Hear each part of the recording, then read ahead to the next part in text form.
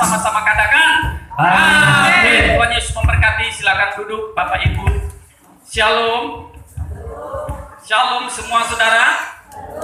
Bagaimana kabarnya? Sehat semua? Haleluya, haleluya. Saudara yang memiliki pengharapan kepada Yesus tidak akan ada yang sia-sia. Amin, saudara. Hari ini kita memiliki kesempatan untuk beribadah, memuji, memuliakan nama Tuhan. Karena apa, saudara?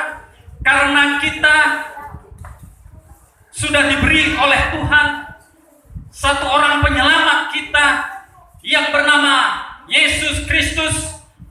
Firman Allah berkata bahwa tidak ada nama lain yang diberikan oleh Tuhan, baik di atas langit maupun di bumi ini, saudara, yang sama seperti Yesus. Yesus adalah Raja di atas segala raja, Tuhan di atas segala Tuhan, saudara. Dialah yang menciptakan hidup kita. Amin, saudara. Nah, saudara yang dikasih oleh Tuhan, kalau banyak jemaat yang memang tidak bisa hadir pada saat ini atas banyak hal, ya saudara, tapi kita semua yang hadir pada saat ini, biarlah kita diberkati oleh Tuhan, karena kita mengutamakan Tuhan di atas segala-galanya. Amin, saudara. Saya berkata berkali-kali, saudara, bahwa hari-hari terakhir ini, di mana saudaraku, kita sudah masuk kepada fase terakhir di abad, saudaraku, akhir zaman ini, saudara. Ya, kita akan sebentar lagi melihat keajaiban-keajaiban yang lebih dahsyat lagi. Apakah itu, saudara, yang baik, apakah itu yang mungkin tidak baik, saudara. Tetapi Tuhan tidak pernah berdusta, saudara. Ya, 6 hari dia bekerja, yaitu 6.000 tahun, dan ada saatnya dia akan beristirahat, yaitu hari Sabat yang kudus bagi Tuhan. Amin, saudara. Nah, hari ini melalui hari peringatan kenaikan Tuhan Yesus Kristus, saya ingin menyampaikan 3 hal pesan Tuhan untuk kita semua. Ya, ada 3 hal pesan Tuhan untuk kita semua yang disampaikan oleh Tuhan Yesus tatkala dia bersama-sama dengan murid-muridnya sebelum dia naik ke surga. Mari kita lihat 3 pesan Tuhan ini. Nah, saudara, saat kita memperingati kematian Tuhan Yesus Kristus, Tuhan mengingatkan bahwa kehidupan setiap manusia itu akan mati. Ya. Tuhan mengatakan bahwa baik orang kaya, orang miskin, baik orang yang berkedudukan tinggi maupun yang tidak, itu semua sama-sama mati. Amsal berkata bahwa pengkhotbah, maksud saya, mengatakan nasib semua orang sama. Ya. Bahwa dia akan mengalami kematian. Nah, hari ini, saudara, kita adalah memperingati perayaan umat Kristiani yang keempat. Ya, kita akan segera masuk kepada perayaan yang kelima. Ya, yang pertama itu sama-sama kita ketahui adalah hari Natal, di mana kita memperingati hari kelahiran Tuhan Yesus Kristus. Ya. Yang kedua adalah hari kematian Tuhan Yesus Kristus. Yang ketiga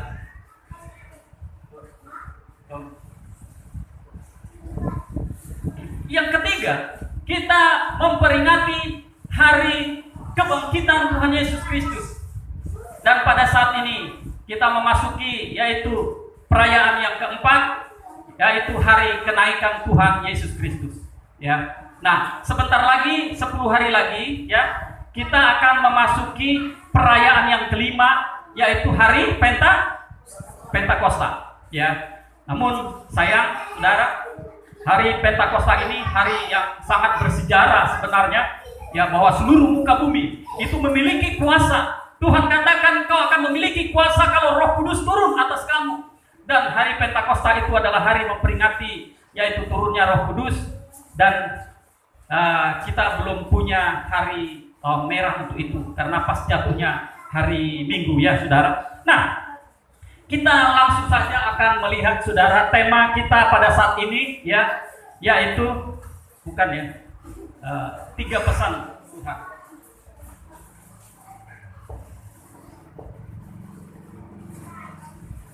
Tiga pesan Tuhan. 3 pesan Tuhan dari kenaikan Tuhan Yesus Kristus, ya.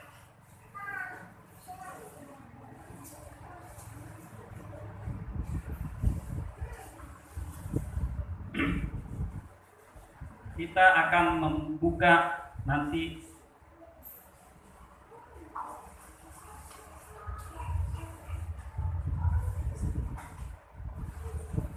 ya, kita akan lihat 3 pesan Tuhan untuk kita, ya, untuk kita orang percaya. Ada 3 pesan Tuhan sebelum dia masuk atau naik ke sorga. Apa itu, saudara? Mari kita langsung saja akan membuka Alkitab kita dari Injil Lukas pasal 24. Kita akan ada nanti dua perikop yang akan kita baca. Pertama Lukas, yang kedua Kisah Rasul, ya. Kita akan buka Lukas 24 ayat 50 dan 53. Saya undang kita sama-sama bangkit berdiri. Kita akan menghormati firman Tuhan dan kita membaca firman ini bersama-sama. Saudara saya membaca ayat yang ke-50, saudara membaca 51, demikian kita berganti-gantian. 1, 2, saya membaca terlebih dahulu. Lalu Yesus membawa mereka keluar kota sampai dekat Betania. Di situ ia mengangkat tangannya dan memberkati mereka. Dan ketika ia memberkati mereka, ia berpisah dari mereka. Mereka sujud menyembah kepadanya. Lalu mereka pulang ke Yerusalem dengan sangat bersuka cita.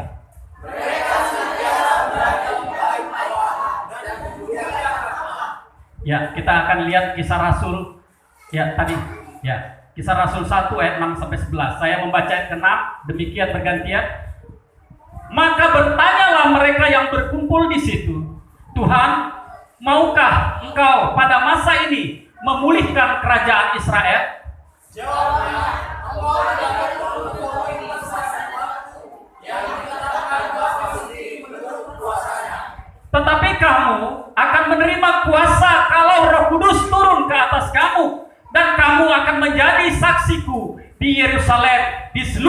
Yudea dan Samaria dan sampai ke ujung bumi. Ya. Sesudah dia mengatakan demikian, berangkatlah ia disaksikan oleh mereka dan awan menutupnya dari pandangan mereka. Dan berkata kepada mereka, hai orang-orang Galilea, mengapakah ketika mereka sedang menatap ke langit, waktu ia naik itu, tiba-tiba berdirilah dua orang yang berpakaian putih dekat mereka. Dan berkata kepada mereka, hai orang-orang Galilea, mengapakah kamu berdiri melihat ke langit? Yesus ini yang berangkat ke surga meninggalkan kamu akan datang kembali dengan cara yang sama seperti kamu melihat dia naik juga. Puji nama Tuhan, silakan duduk saudara. Sesuai apa yang saya sebut tadi, social distancing, saya minta dok yang minta tolong yang ini kan ada yang kosong gitu diisi gitu. Nah, nanti kita nggak enak kan sama bapak polisi kan, ada yang kosong diisi ya, jangan ada yang berdua-dua dulu ya. Ya. Puji Tuhan ya. Oke, jadi nanti suatu saat nanti kita ibadah, kita nggak lagi ya dipertanyakan ya, karena kita sudah dewasa, kita sudah bisa menjaga diri kita masing-masing ya, sehingga kita bisa terhindar dari apa yang sekarang ini sedang kita risaukan. Nah saudara, kita kembali kepada firman Tuhan ini. Dikatakan tadi, maka bertanyalah mereka yang berkumpul di situ, Tuhan, maukah engkau pada saat ini memulihkan kerajaan Israel? Jawabnya, engkau tak perlu mengetahui masa dan waktu yang ditetapkan Bapa sendiri menurut kuasanya, tetapi kamu akan menerima kuasa kalau Roh Kudus turun atas kamu, dan kamu akan menjadi saksiku di Yerusalem dan di seluruh Yudea dan Samaria sampai ke ujung bumi. Sesudah ia mengatakan demikian, terangkatlah ia disaksikan mereka, dan awan menutupinya dari pandangan mereka. Ketika mereka sedang menatap ke langit waktu ia naik itu, tiba-tiba berdirilah dua orang yang berpakaian putih dekat mereka dan berkata kepada mereka, hai orang-orang Galilea, mengapakah kamu berdiri melihat ke langit? Yesus ini yang terangkat ke sorga meninggalkan kamu akan datang kembali dengan cara yang sama seperti kamu melihat dia naik ke sorga. Nah saudara yang dikasihi oleh Tuhan Yesus Kristus, saya katakan tadi ada 3 hal pesan Tuhan yang disampaikannya kepada murid-muridnya, dan khusus untuk kita saat ini, tatkala kita sedang menanti-nantikan dia turun lagi untuk menjemput kita semua orang percaya. Amin saudara. Nah yang pertama pesan Tuhan adalah, next.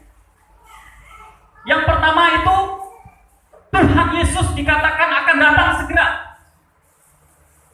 Ini pesannya. Ya.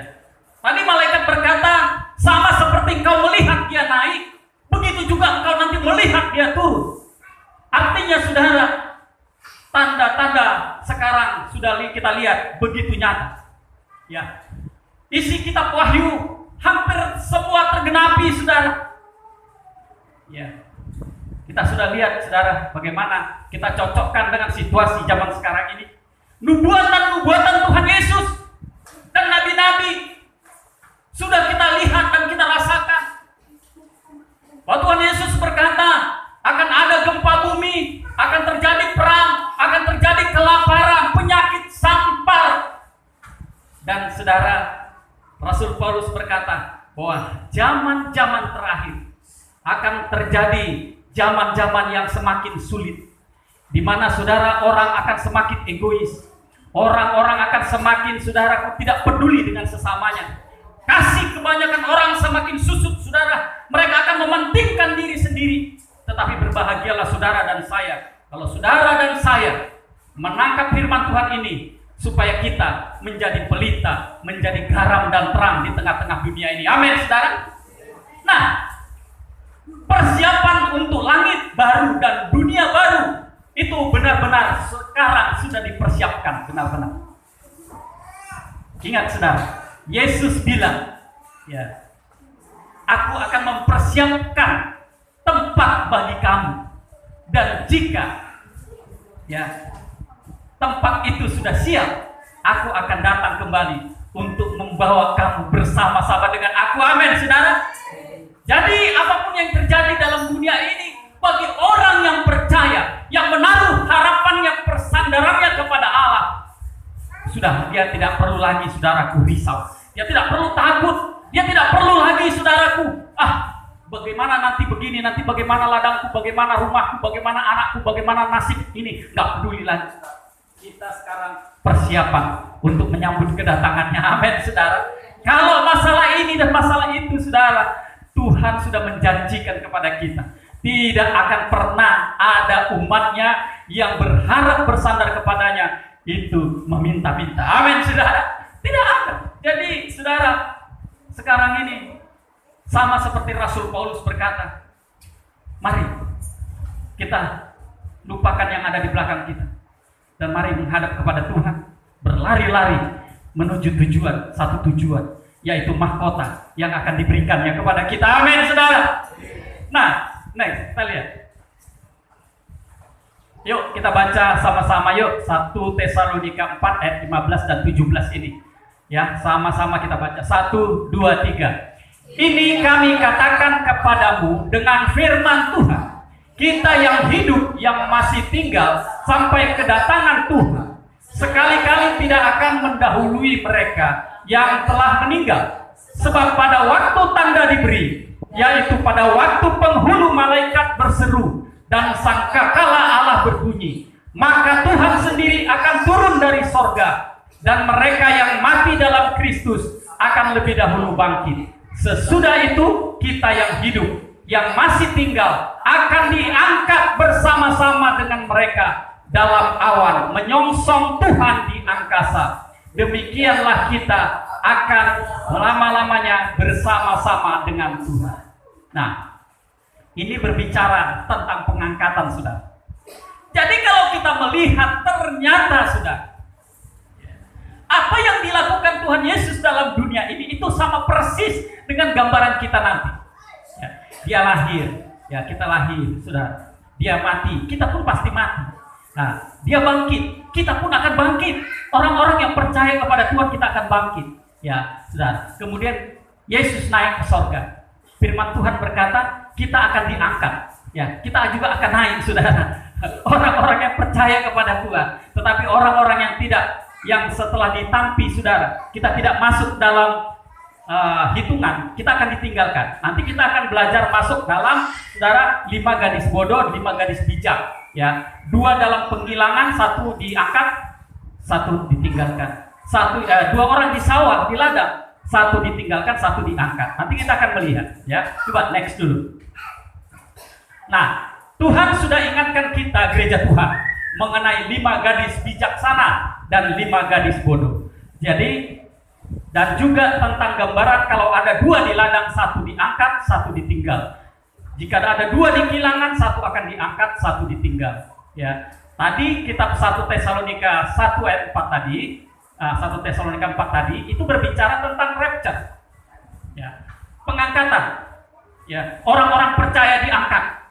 Ya, dan kalau kita lihat nanti di pasal berikutnya, 1 Tesalonika 5 maksud saya, ya, itu berbicara tentang berjaga-jagalah kamu, berjaga-jagalah kamu. Ya, itu tentang berjaga-jaga terus, berjaga-jaga. Karena apa, saudara? Berjaga-jaga itu supaya kita semua ini ikut sama-sama. Ya. Jadi jangan membebani lagi, saudaraku, kita dengan hal-hal yang terlalu tinggi. Khayalan kita misalnya, ya punya ini dan punya itu, harus begini dan harus begitu. Yuk kita berjaga-jaga saja menunggu Tuhan datang, saudara. Dan dikatakan Yesus sedang mempersiapkan rumah buat kita. Untuk itu, agar berjumpa dengannya, kita harus hidup kudus dan berjaga-jaga. Saudara, kita coba next lagi.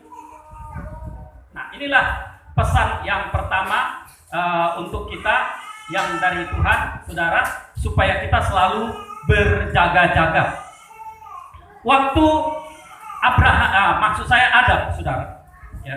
Tuhan bilang sama Adam di Taman Eden, ya, peliharalah, ya, peliharalah. Itu dalam bahasa aslinya dikatakan jagalah. Jaga ini ladangku ini, jagalah ini taman ini. Kira-kira begitu bahasa aslinya. Itu artinya kalau dijaga, ya, kalau disuruh jaga, saudara, kalau ada yang masuk yang di luar ketentuan, itu dilarang nggak? Tetapi saudaraku Adam lupa untuk menjaga. Kalau contoh saya disuruh menjaga, ya, di belakang bereng-bereng samujo Pak Tampu Bolon ladang nami di Pudi asaunang adong jelma mengambil, kata saya jaga nggak? Saya jaga, ya. Kalau ada anjing gonggong, ya saya keluar, ya. Puji Tuhan, udah 3 tahun kami sini nggak ada pernah lagi, saudara. Artinya saya jaga. Nah, saudara, Adam dan Hawa disuruh menjaga, tetapi kita lihat Hawa kecolongan karena dia tidak berjaga-jaga. Kita ini mau masuk, saudara, kepada hal ini supaya kita nanti nggak ditinggal sama Tuhan, ya. Next. Oh, coba tadi pesan kedua ini, ya, dikatakan jangan berhenti mencari Tuhan. Yuk kita sama-sama katakan, jangan pernah berhenti mencari Tuhan. 1, 2, 3. Jangan pernah berhenti mencari Tuhan. Sekali lagi, jangan pernah berhenti mencari Tuhan. Nah, ada gambaran sedikit, saudara, ya. Ya, di dalam Kisah 1 ayat 11 dikatakan begini. Dan berkata kepada mereka, hai orang-orang Galilea, mengapakah kamu berdiri melihat ke langit? Yesus ini yang terangkat ke sorga meninggalkan kamu akan datang kembali dengan cara yang sama seperti kamu melihat dia naik ke sorga. Ada di situ, saudaraku, ya, itu malaikat yang bilang begitu, ya. Nah, ada yang bilang begini, malaikat itu bilang begini, hai orang-orang Galilea, mengapa dua malaikat itu secara khusus menekankan orang Galilea? Padahal orang di situ banyak, toh. Itu bukan hanya orang dari Galilea, itu banyak dari semua, ya. Tapi malaikat itu menyampaikan pesan, ya, hai orang-orang Galilea. Ada apa orang-orang Galilea? Kita lihat, sudah, ya. Next. Nah, kita lihat danau yang ada di pantai utara, ya, di Israel itu ada 4. Ada 4 namanya. Yang pertama ada Galilea, ya. Yang kedua, danau Galilea, ada danau Tiberias. Ya, ini terkenal semua, ya. Kemudian ada Genesaret. Ya. Rasul Petrus pun sering ke Genesaret, ya. Juga main tangkap ikan juga, ya. Dan Kineret. Ini nama-nama besar pantai yang besar-besar di danau di utara Israel. Kita lihat dulu Galilea. Nah, karena tadi malaikat itu menyebut orang-orang Galilea. Ya, kita lihat, pelajari dulu Galilea. Galilea itu kalau diambil dari kitab bahasa Inggrisnya, arti daripada bahasa Inggrisnya itu dikatakan revolution of the wheel. Ya, revolution of the wheel. Itu kalau kita terjemahkan dalam bahasa Indonesia, ya, bahwa revolution of the wheel diterjemahkan itu roda yang berputar. Roda yang berputar, gak berhenti-berhenti, terus berputar terus dia, ya. Nah, mungkin saja di sana itu, ya, orang-orang itu bisa 24 jam waktu rame terus, ya, tidak pernah berhenti, atau bagaimana, kita pun kurang ada sumber-sumber yang lain, tapi inilah artinya bahwa roda yang berputar. Nah, Tuhan ingatkan kita seperti Galilea yang tidak pernah berhenti mencari Tuhan, terus mencari Tuhan, tidak pernah berhenti, tidak berhenti berdoa, tidak pernah berhenti untuk menyembah Tuhan, tidak pernah berhenti untuk, saudaraku, menaruh pengharapan kita kepada Tuhan, ya.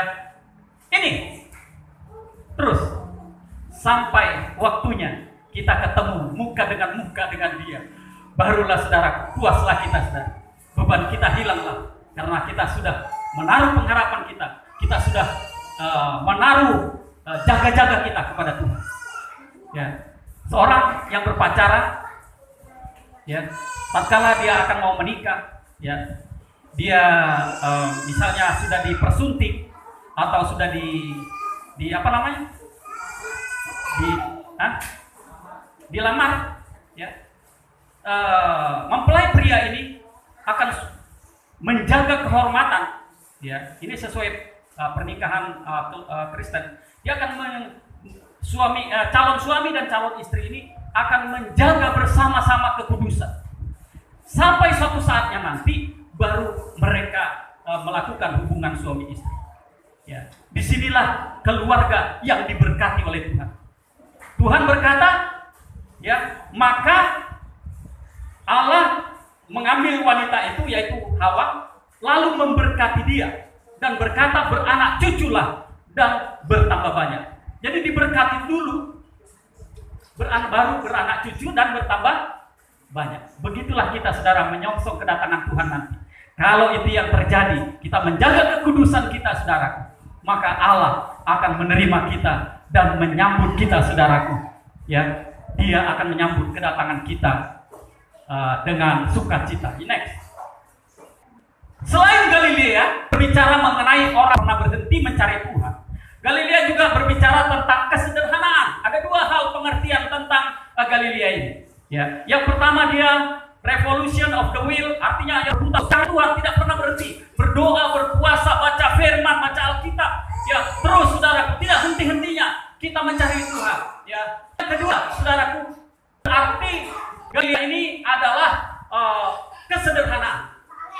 Jadi saudara, di Galilea itu banyak sekali orang jualan-jualan gambar-gambar tentang dinding, ya, gambar dinding yang ditaruh di dinding seperti ini, ya. Itu tentang mujizat-mujizat yang dilakukan oleh Tuhan Yesus. Ya, yang dilakukan oleh Tuhan Yesus. Ada mujizat-mujizat yang dilakukan. Ya. Jadi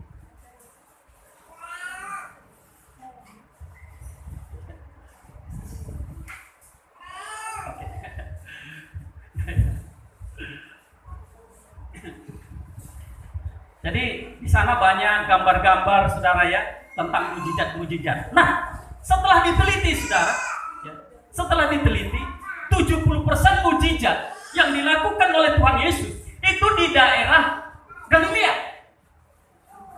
Kenapa, saudara? Ternyata jawabannya adalah di dalam kesederhanaan orang, disitulah yang paling banyak terlakukan mujizat. Amin, saudara. Orang-orang yang sederhana, orang-orang yang menyangkal diri, saudara, yang tidak sombong, tidak angkuh, saudara, disitulah Tuhan menyatakan mujizat. Kalau kita masih gengsi, kita menganggap diri kita ini hebat, diri kita ini, aduh, malu dong, masa aku harus balik-balik, masa aku harus bagaimana nyambut Tuhan, Roh Kudus, ya, malu dong, gengsi. Saya beberapa minggu lalu kami membaca ada pejabat gereja kita, itu ketua MD di Sulawesi Tengah. Dia dulu dah orang hebat, ya, dari pejabat dulu, ya, tapi dia meninggalkan pekerjaannya, dia menjadi hamba Tuhan. Nah, saudara, dia orang pintar, ya. Nah, waktu masih jaya-jayanya Pak Pendeta J.E. Awandatu, ya, mereka bikin KKR di Sulawesi Tengah, ya, dan saudaraku disambut, ya, Pak Awandatu itu naik pesawat pribadi charteran, ya, ke Tentena, Sulawesi Tengah. Nah, saudaraku disambut sama yang sekarang itu jadi ketua MD di sana. Nah, saudara, dia udah orang hebat, orang terkenal, tapi dia belum dipenuhi Roh Kudus, saudara. Nah, waktu ada tantangan, saudara, waktu masih di kamar, ini pemuda ini bilang sama Pak Awandatu, bisakah Bapak tumpang tangan sama saya supaya saya penuh Roh Kudus di kamar ini? Bisa, tapi nggak di sini tempatnya. Di mana? Nanti waktu KKR kamu maju ke depan. Oh, saudara, dia merasa nggak enak, merasa malu, merasa minder. Masa kayak aku ini mau maju ke depan, nanti penuh Roh Kudus, aku guling-guling, nggak mau aku, biar aja lah. aku cari sendiri. Gitu saudara. Tapi waktu KKR terjadi saudara, ya, Roh Kudus itu menemplak dia saudara, bahwa kau tidak akan jadi apa-apa kalau kau malam ini tidak mau merendahkan diri, maju ke depan untuk terima Roh Kudus.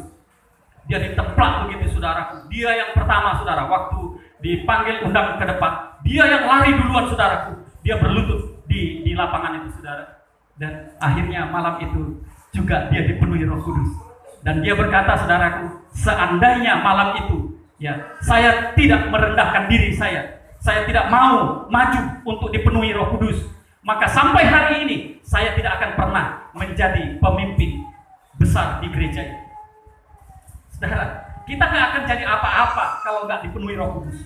Untuk itu saudara, syarat dipenuhi Roh Kudus, kita harus mau mengosongkan diri kita, mengosongkan hati kita. Kita tidak mau saudara menganggap diri kita hebat, nanti malu, nanti dipandang ini begini-begitu saudara.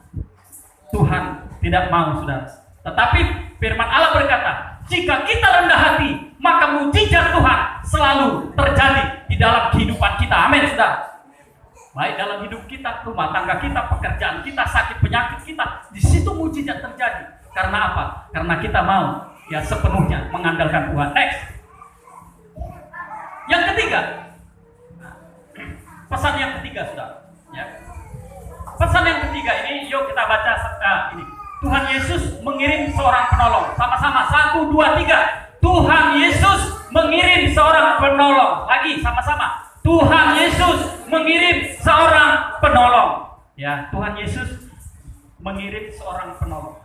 Nah, sekarang saudara, coba kita bayangkan, jika Tuhan tidak naik ke surga, Rasul Paulus berkata, maka sia-sialah pengharapan kita kepada Tuhan. Dan dikatakan oleh Rasul Paulus, kitalah orang yang paling malang di dalam dunia ini. Kenapa paling malang? Udah capek-capek kita ya, disuruh kita mengosongkan diri, udah capek-capek kita menyangkal diri, capek-capek beribadah, capek-capek puasa, capek-capek semuanya. Tiba-tiba saudaraku, Yesus itu nggak bangkit, nggak naik ke surga. Ya, akhirnya penyelamatan kita itu gagal dan sia-sia. Itulah sial saudara ya. Nah, di sini dikatakan sebelum Tuhan Yesus naik ke surga, dia mengingatkan bahwa dia akan naik ke surga, tapi dia tidak akan memberikan kita sendirian, tidak membiarkan kita sendirian. Tuhan berjanji akan memberikan seorang penolong lain yang bernama Roh Kudus. Ya, saudara, kita lihat. Coba kita baca Yohanes 14 ayat 16 sama-sama, 1, 2, 3.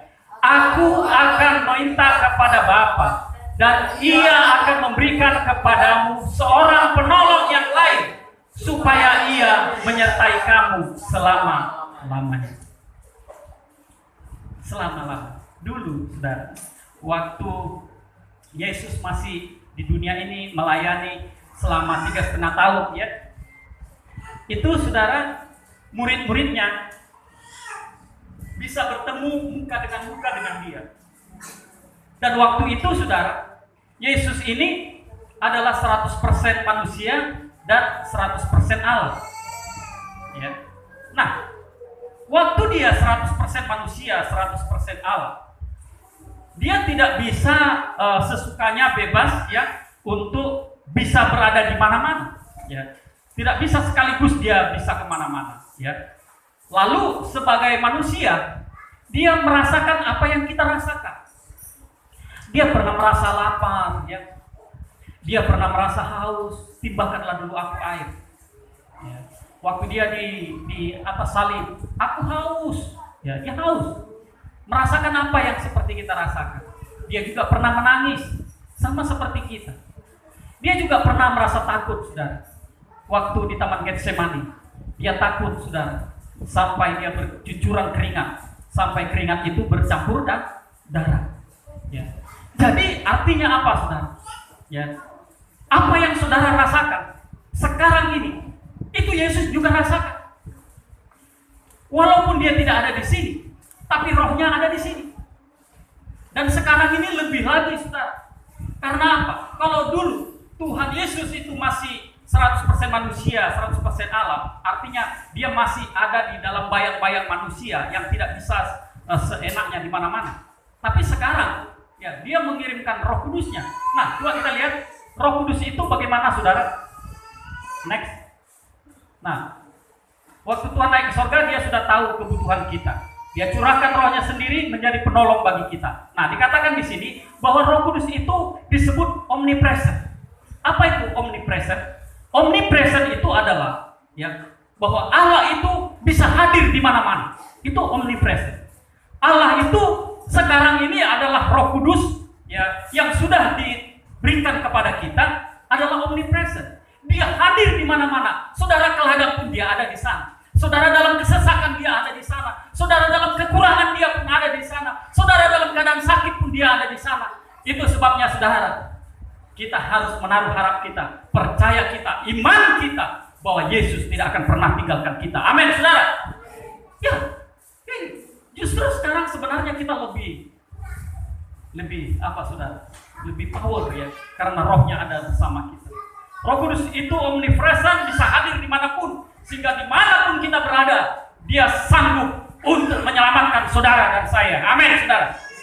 Ini dalam keadaan bahaya sekalipun, saudara, dalam keadaan susah sekalipun, dan saudara mengalami kecewa, saudara mungkin dikhianati, dan apapun saudara yang menjadi pergumulan saudara, ingat, dia pernah merasakan apa yang saudara alami, dan dia tahu bagaimana untuk memberikan kepastian bagi saudara, memberikan jalan keluar bagi kita. Untuk itu saudara, taruh iman percayamu kepada Tuhan, taruh harapmu kepada Dia. Jangan kau bagi-bagikan kepada Dia hanya 40, 50%, 60%, 70%, tapi berimanlah kepada Tuhan 100%. Amin, saudara. Karena Allah berkata, ya jika iman kita sebesar biji sesawi, saudaraku, kita akan dapat berdoa, meminta gunung itu terbantung ke laut, dan dia akan menurut. Artinya saudara, imannya kecil tetapi bulat, saudaraku, dia akan bisa membuat keajaiban. Ya, next. Tuhan Yesus menjadi titik balik bagi murid-muridnya dan bagi kita semua, bahwa Tuhan akan tetap ada bersama-sama dengan kita. Karena apa, saudaraku? Karena Rohnya ada bersama kita. Dan apapun yang kita perlukan, atau kekuatan, atau kesehatan, pengharapan, sakit, penyakit, jalan keluar, pengampunan dari dosa-dosa, saudara, Dia saat ini juga sanggup. Ya, kalau Dia dulu sanggup, saudara, sekarang pun sanggup, saudara. Bahkan Yesus memberi jaminan kepada orang-orang percaya, ya, bahwa engkau akan melakukan mujizat-mujizat bahkan lebih besar daripada apa yang aku lakukan. Itu firman-Nya. Karena apa, saudara? Roh Kudus itu, saudara. Roh Kudus, jaminan bagian kita. Haleluya. Sampai apa? Sampai waktunya nanti kita bertemu dengan Tuhan. Itu jaminan. Dulu tahun lalu saya berkhotbah, masih saya ingat, Roh Kudus itu adalah materai. Materai itu jaminan. Kalau kita beli surat tanah ada materai, itu berarti ada jaminan. Ya. Begitu, saudara. Jadi Roh Kudus itu adalah materai bagi orang percaya. Nah, saudara yang dikasih oleh Tuhan Yesus, mari saudara mintalah Roh Kudus. Bagi saudara yang belum dipenuhi Roh Kudus, minta Roh Kudus. Itu materai bagi saudara dan saya. Ya, jaminan. Maka kita tidak perlu lagi khawatir, tidak perlu takut lagi, saudara. Tatkala Dia datang, datanglah. Ya, datang. Siap. Aku siap, Tuhanku. Ya, kadang-kadang kita nyanyi. Segenap hidupku, ku serahkan, ku siap. Aku siap, Tuhanku. Curahkanlah Roh Kudus-Mu, ku siap. Saudara, lagu ini berkata supaya kita siap. Ya, jangan kita hanya di mulut, tetapi kita praktekkan di dalam kehidupan kita sehari-hari. Amin, saudara. Tidak ada lagi, saudaraku, nanti penyesalan di kemudian hari. Tidak ada lagi. Ya, hidup hanya satu kali. Dan banyak juga orang bilang, ya, lebih lamanya kita mati daripada kita hidup. Ya. Lebih lama mana saudara mati sama hidup? Lebih lama mati saudara. Ya.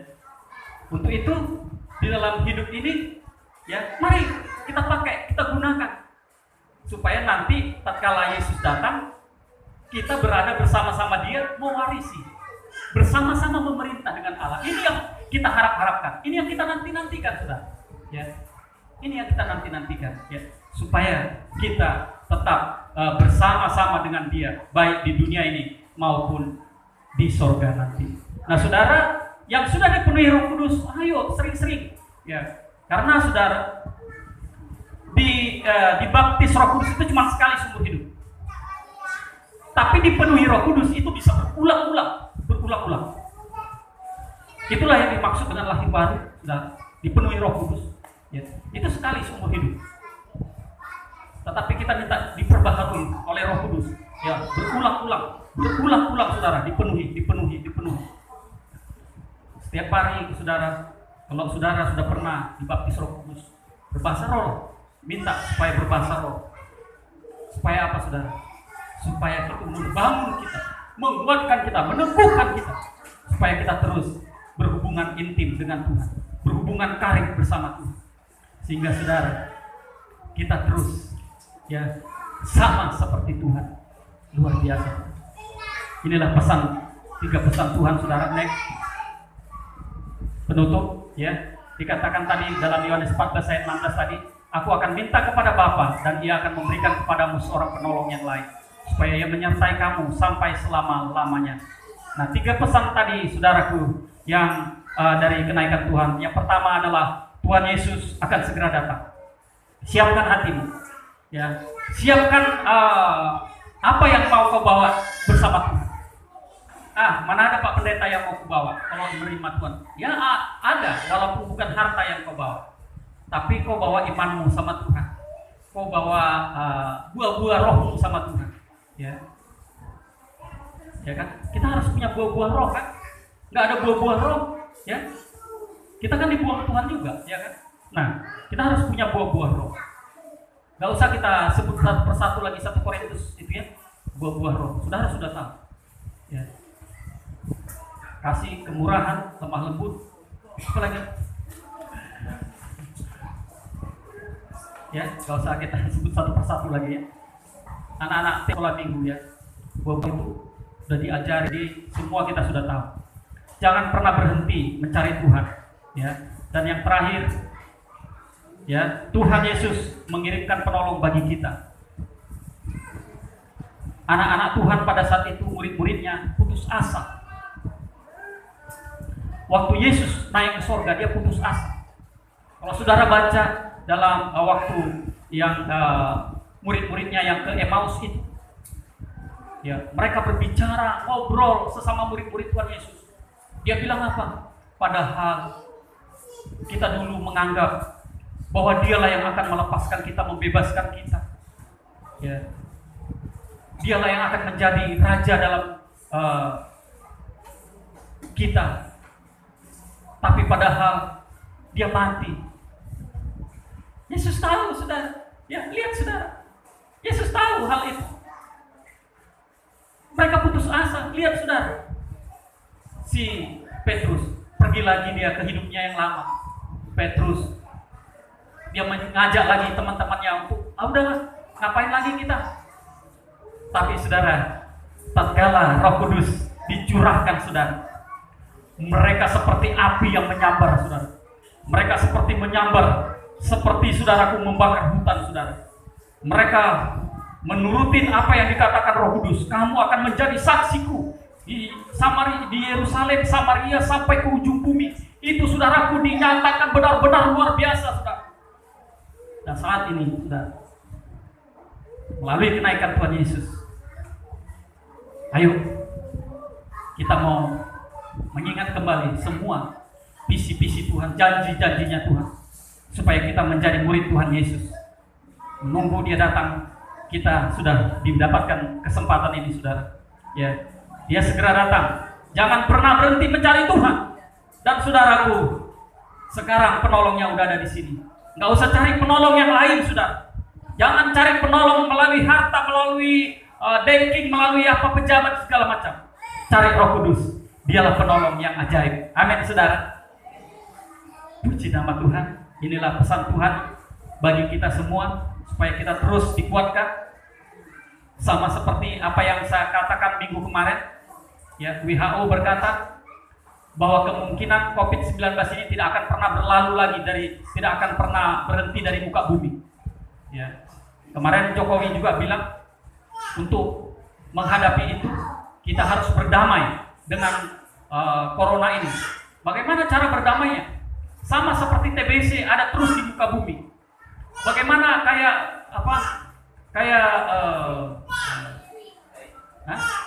HIV/AIDS yang tidak bisa disembuhkan tetap masih ada di bumi ini.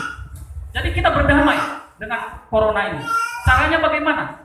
Inilah sekarang yang diterapkan oleh dunia, oleh PBB, yaitu new normal.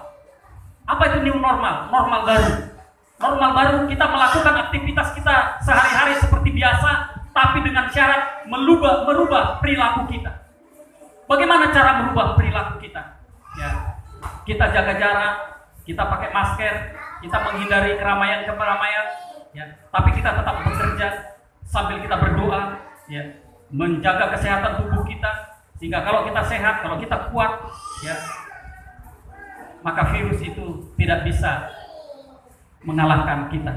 Inilah new normal. Jadi jangan terlalu, saudaraku, ketakutan yang berlebih, karena ketakutan yang berlebih akan membuat kita jadi sakit, hilang pengharapan, hilang kekebalan tubuh. Untuk itu tetap bersandar berharap kepada Tuhan, karena pada saatnya nanti, saudara, semua pun akan berlalu. Ya, kalau memang mati, biarlah mati kita di dalam Tuhan. Amin, saudara. Bagi orang yang percaya, saudaraku, pengharapannya bukan hanya di bumi, tapi pengharapannya memerintah bersama-sama dengan Tuhan di Yerusalem Baru. Mari saya panggilkan semua pelayan-pelayan Tuhan. Kita mau berdoa kepada Tuhan.